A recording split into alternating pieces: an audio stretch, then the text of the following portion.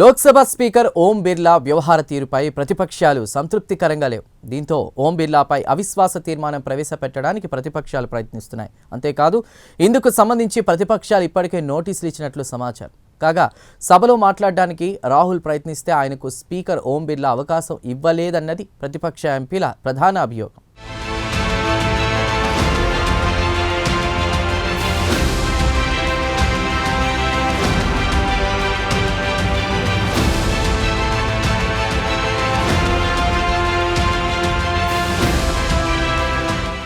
జాతీయ రాజకీయాలు వేడెక్కాయి. ఈ ప్రభావం పార్లమెంటు బడ్జెట్ సమావేశాలపై స్పష్టంగా కనిపిస్తోంది.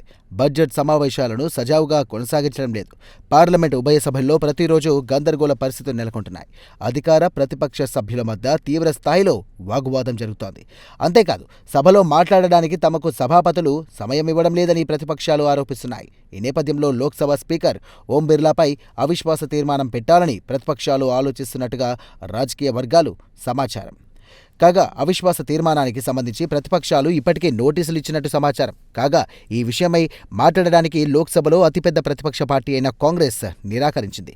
అవిశ్వాస తీర్మానంపై తాము మాట్లాడేది ఏమీ లేదని కాంగ్రెస్ వర్గాలు పేర్కొన్నాయి. అయితే తాము చేయదలుచుకుంది చేసి చూపిస్తామని కాంగ్రెస్ వర్గాలు వెల్లడించాయి. కాగా ఇటీవల 4 స్టేట్స్ ఆఫ్ డెస్టినీ పుస్తకం హాట్ టాపిక్గా మారిన సంగతి తెలిసిందే. భారతదేశ ఆర్మీ మాజీ చీఫ్ ఎంఎం నరవణే ఈ పుస్తకం రాశారు. చైనా బలగాలు భారతదేశంలోకి దొంగతనంగా ప్రవేశించాయన్నది ఈ పుస్తక సారాంశం.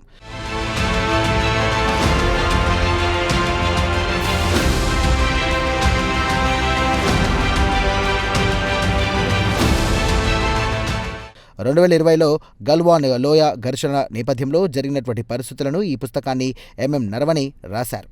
అంతేకాదు గల్వాన్ లోయ ఘర్షణల సందర్భంగా ప్రధాని మోదీ, డిఫెన్స్ మంత్రి రాజ్నాథ్ సింగ్ ఉదాసీనంగా వ్యవహరించారని సదరు పుస్తకంలో నరవణే పేర్కొన్నారన్న సమాచారం ఉంది.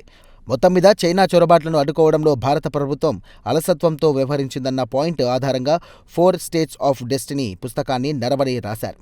కాగా 4 స్టేట్స్ ఆఫ్ డెస్టినీ పుస్తకంలోని అంశాలను ప్రస్తావించడానికి ఇటీవల లోక్సభలో అపోజిషన్ నాయకుడి హోదాలో రాహుల్ గాంధీ ప్రయత్నించారు. అయితే రాహుల్ గాంధీ ప్రయత్నాలను అధికార పార్టీ సభ్యులు అడ్డుకున్నారు. ప్రధానంగా హోంమంత్రి అమిత్ షా, డిఫెన్స్ మంత్రి రాజ్నాథ్ సింగ్ అడ్డుకున్నారు.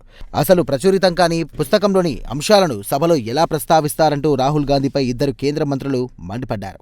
అయితే కథ అక్కడితో ఆగలేదు. మరునాడు కూడా నరవణే పుస్తకంలోని అంశాలను ప్రస్తావించడానికి రాహుల్ గాంధీ ప్రయత్నించారు. అయితే ఈసారి అధికార పార్టీ సభ్యుల నుండి తీవ్ర స్థాయిలో వ్యతిరేకత వ్యక్తమైంది.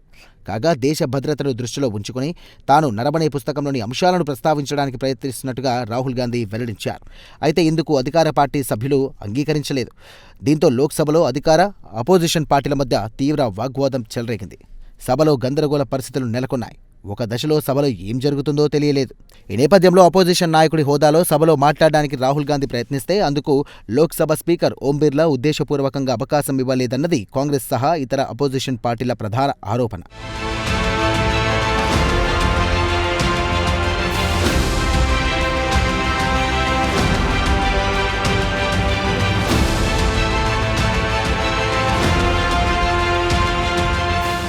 అధికార పార్టీని సంతృప్తిపరచడానికే రాహుల్ గాంధీకి అవకాశం ఇవ్వలేదన్నది ప్రతిపక్షాల ఆరోపణ. అంతేకాదు కాంగ్రెస్ పార్టీకి చెందినటువంటి మహిళా ఎంపీలపై భారతీయ జనతా పార్టీ ఎంపీ నిషికాంత్ దూబే ఇటీవల కొన్ని అభ్యంతరక వ్యాఖ్యలు చేశారన్న ఆరోపణలున్నాయి. కాగా నిషికాంత్ దూబేపై చర్యలు తీసుకోవాలని లోక్సభ స్పీకర్ ఓం బిర్లాను ప్రతిపక్షాలు డిమాండ్ చేశాయి. అయితే నిషికాంత్పై క్రమశిక్షణా చర్యలు తీసుకోవడానికి లోక్సభ స్పీకర్ ఓం బిర్లా నిరాకరించారు. ఈ అన్ని కారణాల్లో స్పీకర్ ఓం బిర్లాపై అవిశ్వాస తీర్మానం ప్రవేశపెట్టాలని ప్రతిపక్షాలు ఒక నిర్ణయానికి వచ్చినట్టు తెలుస్తోంది. లోక్సభ స్పీకర్పై అవిశ్వాస తీర్మానం పెట్టడం అంటే చిన్న విషయం కాదు. ఇదో పెద్ద ప్రాసెస్. అవిశ్వాస తీర్మానం ప్రవేశపెట్టాలంటే ముందుగా కనీసం 100 మంది లోక్సభ సభ్యుల సంతకాలు అవసరం. కాగా ప్రతిపక్షాలు ప్రస్తుతం ఈ సంతకాల సేకరణలో ఉన్నట్లు రాజకీయ వర్గాల సమాచారం. కాగా తాజా కాంగ్రెస్ ప్రెసిడెంట్ మల్లికార్జున ఖర్గే కార్యాలయంలో జరిగినటువంటి ఒక సమావేశంలో అవిశ్వాస తీర్మానం ప్రవేశపెట్టాలన్న అంశంపై ప్రతిపక్షాలు ఒక నిర్ణయం తీసుకున్నట్టు తెలిసింది. కాగా ఈ సమావేశంలో తృణమూల్ కాంగ్రెస్, డిఎంకే, లెఫ్ట్ పార్టీలు, సమాజ్వాదీ పార్టీ, అలాగే ఆర్జేడీ సహా అనేక బీజేపీయేతర పార్టీలు పాల్గొన్నట్టు సమాచారం. కాగా మరోవైపు తాజాగా లోక్సభ సమావేశాల్లో కూడా గందరగోళం చెలరేగింది. సభా కార్యక్రమాలకు ఆటంకం కలిగింది. కాగా అటు రాజ్యసభలో మల్లికార్జున ఖర్గే ప్రసంగానికి అనుమతి లభించలేదు. దీంతో రాజ్యసభ సమావేశాల నుండి ప్రతిపక్షాలు వాకౌట్ చేశాయి. మొత్తం మీద లోక్సభ స్పీకర్ ఓం బిర్లా వ్యవహార తీరుపై ప్రతిపక్షాలు సంతృప్తికరంగా లేవన్నది వాస్తవం.